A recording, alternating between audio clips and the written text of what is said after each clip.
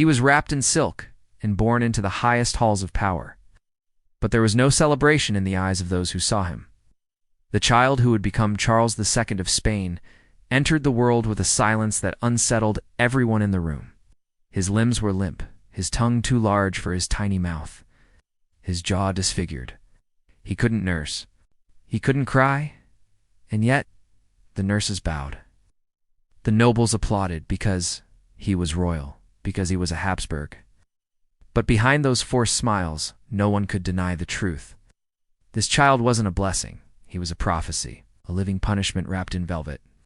For centuries, the House of Habsburg ruled by marrying within their own bloodline. Cousins wed cousins.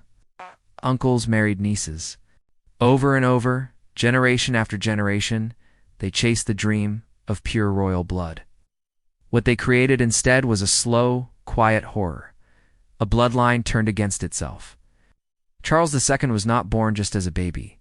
He was born as the collapse of that dream made flesh. He was fragile and malformed, the product of centuries of inbreeding gone unchecked. And everyone in that palace knew it, though they dared not say it out loud, because Charles was the only heir, the last hope of an empire already trembling at the edge of decay. To understand the child's condition, we have to look back at the Habsburg obsession with blood purity. They feared outsiders, distrusted commoners, and only married within their own circle. This wasn't just about tradition, it was about control. But over time, that control bred chaos. Spanish and Austrian Habsburgs merged into one biological disaster. Their family tree didn't branch. It twisted inward like a noose. Faces in their portraits looked eerily identical. Their most famous feature, the Habsburg jaw, was no mere cosmetic flaw. It was a deformity caused by generations of incest. Some family members couldn't chew, others couldn't speak. Many suffered from epilepsy, infertility, and mental illness. But their crowns and palaces concealed it all. Joanna of Austria, Charles's ancestor, was already showing signs of mental instability. Her portrait looked more like a caricature of suffering than royal pride. Still, no one stopped the cycle. The illusion of divine blood overruled reality. By the 1600s, the inbreeding coefficient among Spanish Habsburgs had surpassed what you'd find between siblings. They were walking experiments in genetic collapse, elegant on the outside but decaying within. And then came Mariana of Austria. She was both niece and bride to the previous king. She and her husband, Philip IV, shared more genetic material than a parent and child. The court praised their union. It was perfect. Politically, but when Mariana became pregnant, the child she carried was doomed before his first breath. The court prayed for a savior. What they got was a warning. When Charles was born, the midwives knew something was wrong. His skin was an ashen gray. His arms wouldn't move.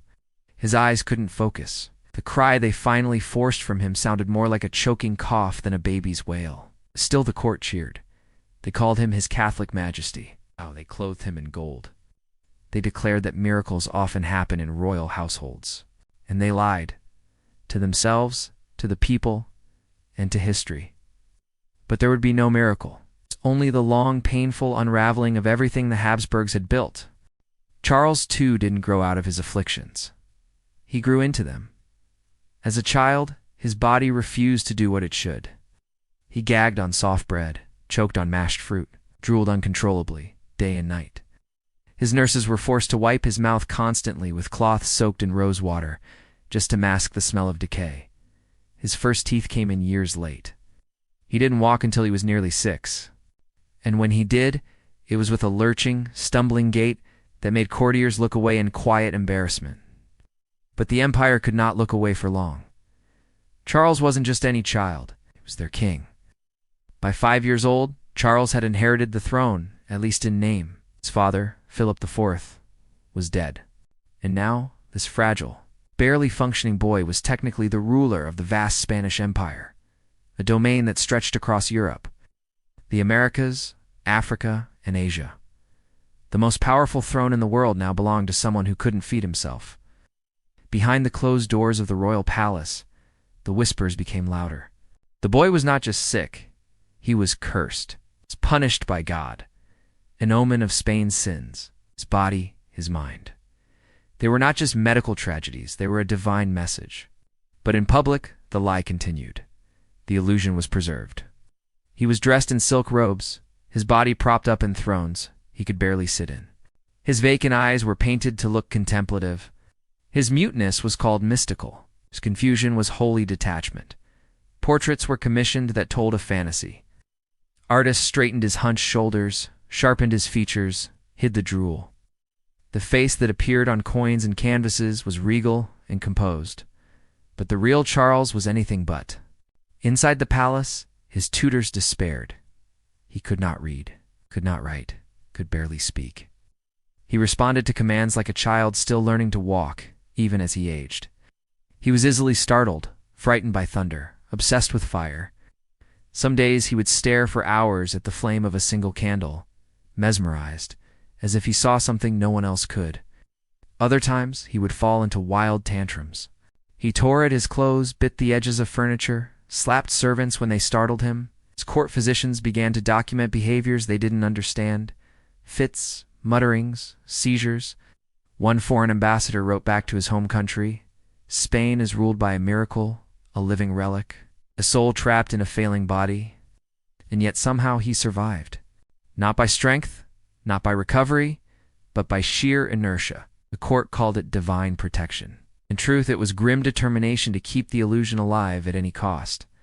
His mother, Queen Mariana of Austria, became the real ruler of Spain. She used her son as a puppet, signing edicts in his name, issuing commands behind closed doors. She controlled who could see him, what was said to him, even how he was touched. Charles was king in name only. Mariana was the voice in the shadows, the iron fist behind the withering figure on the throne. Every time Charles was seen in public, it was a performance. He was paraded through the streets in golden litters, dressed like a saint, his head often lolled to one side, his mouth open, his eyes unfocused. Yet people knelt, they cheered. Because to admit the truth, that the king was incapable, would shatter the illusion the empire had built for centuries. Inside the palace, the situation was more disturbing. Charles couldn't control his bowels. His linens were changed constantly. The air in his chambers was thick with incense and flowers, not for ritual, but to cover the stench of infection. Flies buzzed around his rooms, drawn to the untreated sores on his skin. And yet the performance never stopped. Courtiers bowed to him. Ministers addressed him with elaborate titles, even when he could barely nod in response. If he didn't answer, they said he was contemplating. If he mumbled nonsense, it was treated as mystical wisdom. Every action, no matter how disjointed or disturbed, was woven into the royal myth. One ambassador described the court as a palace of silence, where everyone acts in a play they dare not stop performing. It was a kingdom built on denial. No one could afford to admit that the empire's ruler was a broken boy trapped in a man's failing body. The deeper tragedy was that Charles wasn't just suffering. He was being used. His condition became a mask behind which others jockeyed for power. Nobles fought for influence over the queen. Priests whispered of demons and divine punishment. How? Ministers plotted behind curtains while pretending loyalty to a king who couldn't even follow a conversation. Foreign diplomats were horrified. They arrived expecting a monarch. They found a man who stared into space, drooled into his goblet at royal banquets, and could not speak without help. One French emissary wrote home in shock, "I cannot decide what frightens me more, the king, or how convincingly everyone pretends he is well." The cruelty of it all was that no one helped Charles. They dressed him in gold, fed him with silver spoons. But no one truly cared for him. He was a symbol, not a son, not a man, just a vessel of fading hope, a cursed crown with a body beneath it. The few times he resisted, it ended in disaster. Once he refused to get out of bed. He screamed and wailed for hours. They responded with holy water and prayers. Another time he struck a servant in frustration. The man vanished by morning. Charles was punished with isolation. By his teens, Charles had become a living relic, a sacred symbol everyone feared, but no one truly loved. His condition worsened with every passing year. He couldn't climb stairs. He couldn't remember names. He often stared at his own reflection, confused, not recognizing the face staring back. But still, they smiled, they painted portraits, they praised him, because the lie had to continue. Spain had built its monarchy on the belief that kings were chosen by God. Untouchable, infallible. To admit that Charles was broken would mean the entire system was broken, so they chose the lie. And Charles, drooling, twitching, crumbling, was forced to play the king. As Charles II entered his 20s, one truth haunted the Spanish court more than any other. The king had no heir. Spain needed a future, but Charles barely had a present. The pressure grew unbearable. Ministers, priests, and family members all agreed he had to marry. The hope, as fragile as a spider's web, was that a young, healthy bride might somehow spark a miracle. That Charles, broken as he was, might father a son. That desperate dream led to Marie-Louise, of a bright, lively 17-year-old princess from France and niece to King Louis XIV. Marie. Louise arrived in Madrid with trembling hands and wide eyes. She'd been raised in the glittering courts of Versailles, surrounded by elegance, charm, and music. But what she stepped into was not a fairy tale, was a tomb wrapped in gold. The Spanish court was a world of whispers, shadows, and incense-thick air. Charles was waiting for her, nervous, trembling, confused, and already frail. The moment they met, she must have known something was terribly wrong. Their wedding day was grand, filled with celebration and pomp, but behind the masks of joy was a creeping dread. Everyone knew what had to happen that night. A marriage wasn't just a royal union, it was a political operation, a mission, a last-ditch effort to preserve an empire. And so, on her first night as queen, Marie-Louise was led to the royal bedchamber like a sacrifice. Charles lay waiting, stripped bare, his limbs thin, his eyes watery and confused. He didn't know what to do, neither did she. What happened in that room remains one of the most whispered legends of the Spanish monarchy. Some say he wept and prayed. Others claim he simply stared at her, unsure how to proceed. Servants may have been called in to explain. There may have been silence or sobbing. But what is certain is this: no child was conceived. Not that night. Not ever. And the court panicked. They turned to doctors, herbalists, alchemists, priests, anything that might fix what centuries of incest had broken. They fed Charles aphrodisiacs, Spanish fly, crushed pearls, even powdered deer penis. They prayed over him, tied charms around his neck, burned herbs under his bed. But none of it worked, because the truth couldn't be undone. Charles wasn't infertile by chance. He was infertile by design. His body was the end result of too many royal bloodlines tangled together, like roots choking themselves in the dark. Still, they tried. Because hope, even false hope, was easier than admitting defeat. But Marie-Louise saw the truth. Day by day, the light faded from her eyes. The laughter died in her throat. She stopped smiling, stopped eating. Her once vibrant spirit withered beneath the weight of forced intimacy, ritual humiliation, and a husband who didn't understand his own condition. Just 26 years old, she died. Officially, the cause was intestinal obstruction. Unofficially, grief, exhaustion, despair. Charles was devastated. He wailed at her coffin, tore his hair out in public, begged to sleep beside her corpse. He whispered to her body, asking her to return. It was the first time many courtiers had ever seen him express real emotion, and even then it was too late. But the court didn't pause to mourn. Spain still needed an heir. Within a year, they found him another bride, Maria Anna of Neuburg, strong-willed, politically savvy German princess, known for her family's history of producing many children. She arrived with a small army of priests, physicians, and midwives, all tasked with the same mission: get Charles to produce an heir. But from the moment she met him, she knew.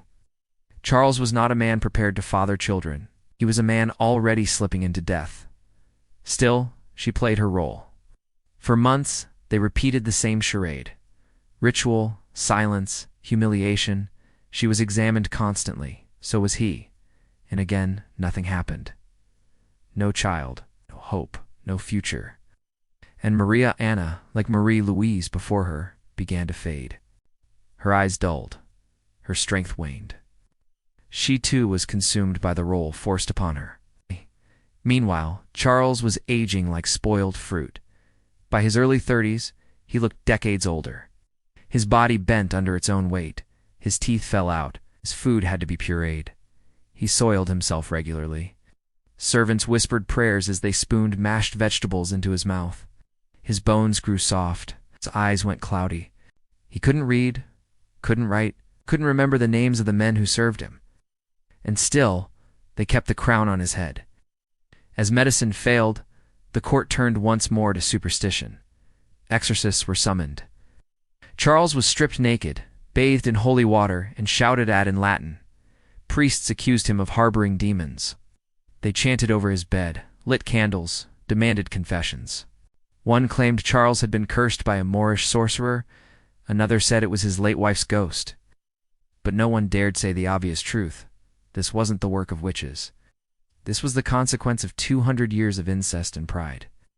Charles wasn't bewitched. He was the legacy of a system that believed bloodlines were sacred, even if it meant sacrificing the lives within them. He was the curse. By now, Charles's condition was so grotesque that even visitors were horrified. One French princess fainted upon meeting him. Another refused to take off her gloves in his presence, fearing the very air around him was diseased. Diplomats returned home not with tales of Spanish strength, but with quiet horror in their eyes. And yet, the court smiled. They bowed, they clapped, because the show had to go on. Charles remained at the center of it all, a dying star orbited by ghosts, servants, liars, and priests. Every morning, they dressed him in robes too heavy for his withered frame. They set his crown gently on his trembling skull. They painted his cheeks with rouge to hide the yellow of his skin. They propped him up like a puppet, a hollow king ruling over a hollow empire. And every night, he collapsed in bed, alone with his nightmares, his breath shallow, his eyes glassy, his body slowly turning to ruin. But even as Spain collapsed around him, no one dared speak the truth, because Charles was no longer just a king. He was the lie they couldn't stop telling. By the time Charles II reached his mid-30s, his body had become a battlefield, every organ a losing soldier, every breath an act of defiance against nature. But it wasn't just his body that was collapsing. It was the entire Spanish Empire. The signs were everywhere. Ministries were at war with one another. Nobles jostled for influence, whispering behind silk curtains. Priests began preaching that Charles's afflictions were not medical but spiritual. That the king, they claimed, had been cursed, not by nature, not by blood, but by sorcery. They called him El Hechizado, the Bewitched One. Doctors were replaced with exorcists. Reason surrendered to ritual. Holy water replaced medicine. The palace no longer smelled of herbs and incense, it reeked of fear. Fear of death, fear of collapse, fear of a truth that had haunted Spain for generations, that its golden bloodline had become its death sentence. Charles was now the center of a court gone mad. He was stripped naked for religious cleansings. Priests chanted in Latin as they poured freezing water over his pale body. They demanded he confess to sins he didn't even understand. Herbs were burned beneath his bed. Spells were recited. His food was examined for curses. Even his pillow was considered suspect. One report claimed his condition had been caused by poisoned chocolate. Another blamed the ghost of his dead wife. One even suggested Satan himself had made a home in the royal bedchamber. And Charles believed it. Of course he did. He had grown up in a world where truth was whatever the crown needed it to be. He had spent his life surrounded by actors in a kingdom-sized theater. If everyone said he was cursed, then maybe he really was. So he clung to relics and rituals. He wore talismans under his robes, slept with holy water by his bedside, refused to look into mirrors for fear of what he might see. He stopped trusting his own eyes, his own thoughts. He was no longer a man. He was a sacred corpse that had not yet been buried. Meanwhile, Spain's enemies sharpened their knives. France and Austria hovered like vultures, each ready to pounce the moment Charles died. The question of succession had become an international crisis. With no heir, no plan, and no clarity, war felt inevitable. Inside the palace, the atmosphere turned suffocating. Every moment of Charles's life was choreographed down to the second, not out of discipline, but out of terror. He wasn't left alone, not for a minute, not out of love, but because they feared what he might do. if left to himself. He could barely walk. He could no longer chew. His bowels failed. His skin grew waxy and yellow. His hair fell out in clumps. His teeth loosened and dropped one by one into bowls as servants fed him mush through silver spoons. His once vacant eyes now twitched and darted as if searching for a way out of his own skull, but they still called him Majesty. He still wore the crown. He still held the scepter, because they had no other option. There was no successor. No prince waiting in the wings. Charles was the last Habsburg ruler of Spain. And so, every day, they performed the pageantry of power around him like dancers in a haunted opera.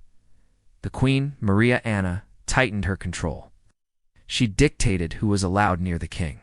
She filtered his letters, edited his public appearances, and signed orders in his name.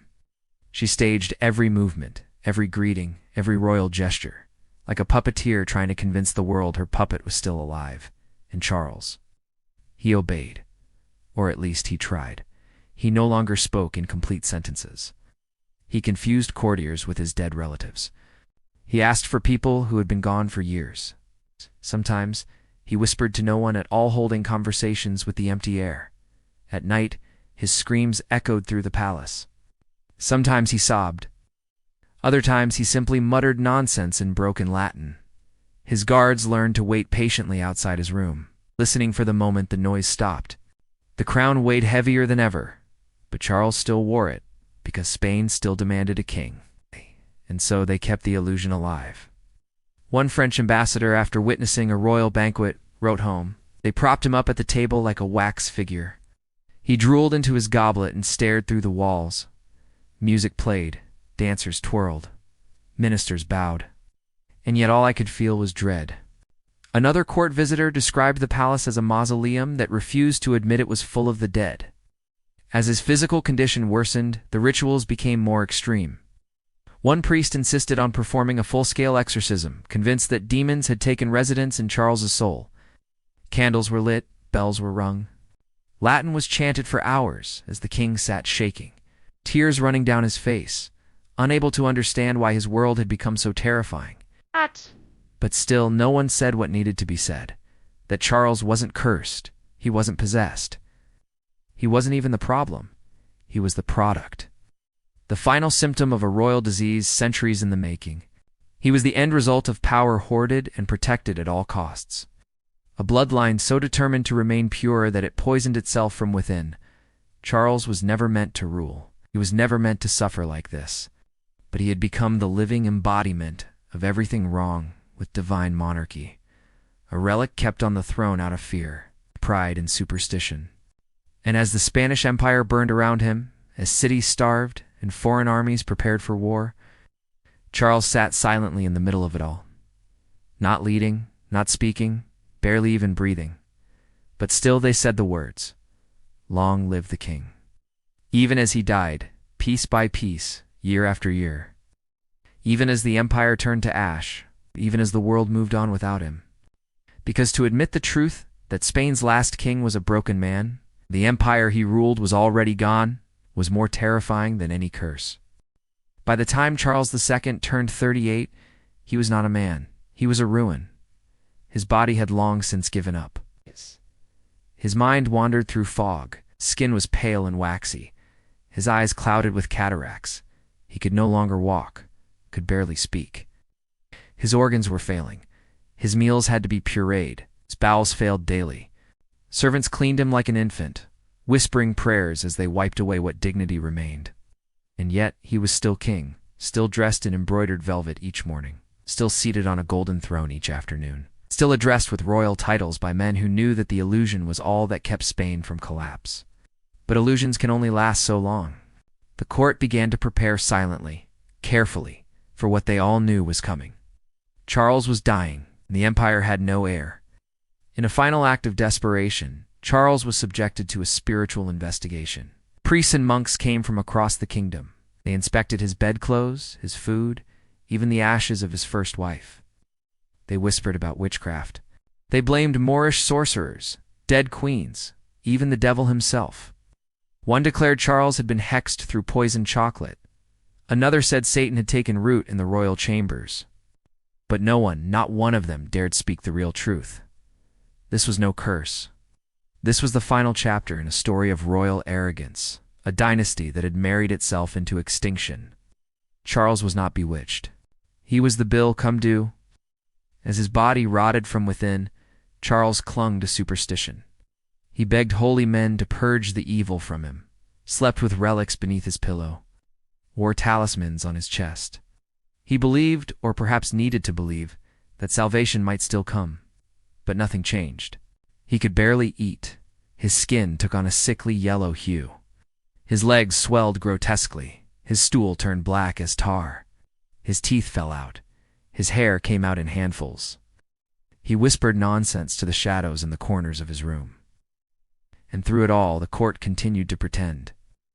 Every morning they dressed the corpse. They placed the crown upon his skull. They combed what little hair remained. They wheeled him before the ministers, bowed and listened to the silence. And still no one spoke the truth, because the truth was unbearable. That the King of Spain was dead in all but breath, and that with his final breath would come the end of a line stretching back centuries. Spain had no plan for after Charles. The Habsburg line in the Iberian Peninsula had run dry. The court was paralyzed, not just by grief but by fear, fear of war, fear of collapse, fear of what would happen when the body finally failed. So Charles gave them what he could. One last decision. In his final weeks, as his vision dimmed and his mind wandered into childhood memories and fevered dreams, he dictated a will, a last attempt to save the empire he had never truly ruled. But even that decision wasn't his alone. Priests edited it, nobles altered it. Foreign agents leaned in with their own agendas. Because his death wasn't just the death of a man. It was the spark that would ignite Europe. When Charles II finally died on November 1st, 1700, the palace did not erupt in wailing. There was no great outburst of grief, only silence, long rehearsed, long expected. He died surrounded by priests, candles, relics, and prayers. His lips moved only to murmur nonsense, the names of long-dead sisters, broken Latin, fragments of childhood lullabies, and then he was gone. The man they had crowned in hope died in fear, fear of what it meant to be the last. The last Habsburg king of Spain, the last breath of a dying bloodline. The autopsy was shocking, even to those used to royal death. Charles's heart was black. His lungs were full of fluid. His intestines were gangrenous.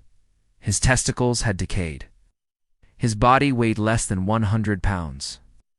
And his blood, that sacred royal blood, was thick and black, like oil. They buried him in the royal crypt at El Escorial, beneath marble and gold, a tomb more elaborate than the man ever deserved. But no sons carried his coffin.